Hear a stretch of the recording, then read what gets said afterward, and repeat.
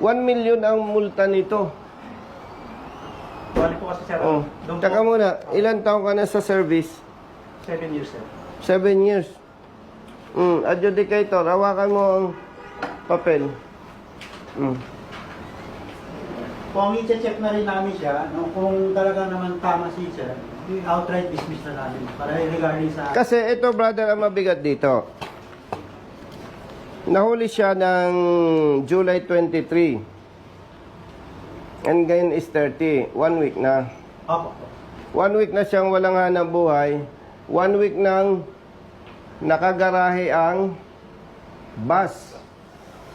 Brother, with all due respect, yung tao natin, turuan natin, ang laking perwisyo eh.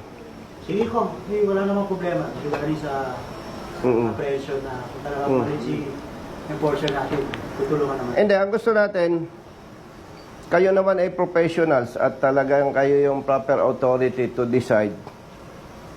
Kailangan ma-resolve ito.